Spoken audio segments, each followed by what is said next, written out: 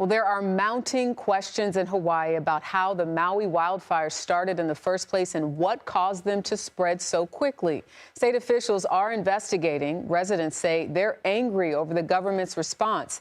Our Jonathan Vigliotti has that part of our coverage. 1 week after the catastrophic fire ripped through Lahaina, tonight many residents say they were failed by their government. Was there any communication in these first few hours of that panic state?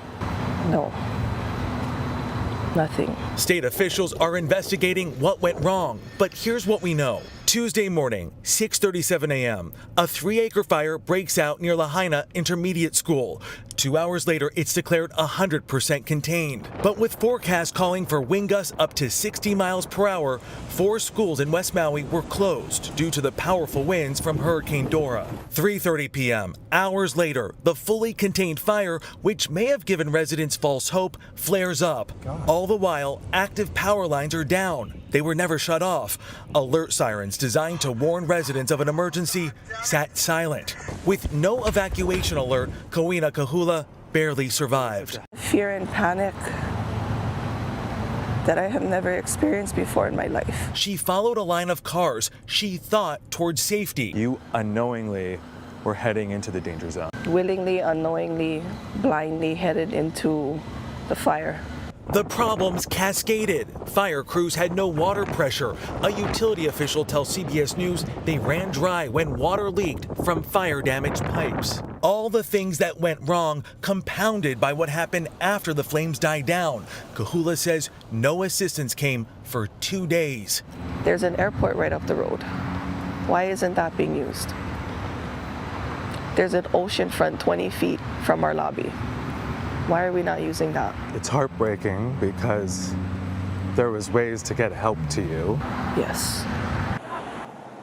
And officials say relief was delayed because the roads were blocked, but Kahula says when she self-evacuated nearly 3 days later, the roads were not only clear, she didn't even see a single sign of a first responder, Jerika. Oh my gosh, to put all of that in perspective, Jonathan, with one road that goes into this town, I mean, just how much did that complicate efforts on top of everything that you just mentioned?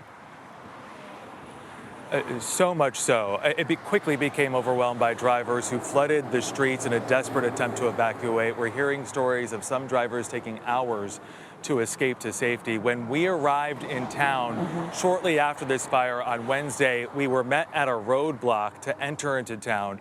We did not observe any of the trees down, any power lines down, and we didn't see any first responders really going through. I would only say maybe a half a dozen or so. We took a boat actually to bypass that police roadblock to get into the worst hit area. We were on the ground. It was my team on a motorcycle and by foot.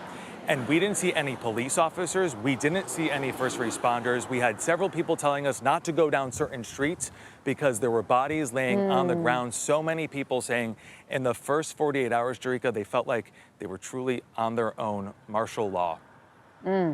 When you just mentioned the idea of not going down certain streets because of bodies, what is the latest with the search efforts there? So the backup, the reinforcement has arrived. FEMA sent in their first wave on Friday, and now today there are 300 agents on the ground. 140 of them are specialists with cadaver dogs assisting through the search effort in the worst part of town. 80% of the town was destroyed, 25% has been searched. We're being told by officials the body count will likely continue to rise significantly in the days and weeks to come. It could take many months to identify some given the conditions of the remains. And family members are being asked at this hour to submit DNA samples, Jerika. Jeez, and you just hope that they also remember to have mental health experts there, counselors, as people are getting word, you know, very, very disheartening. Jonathan Vigliotti, thank you.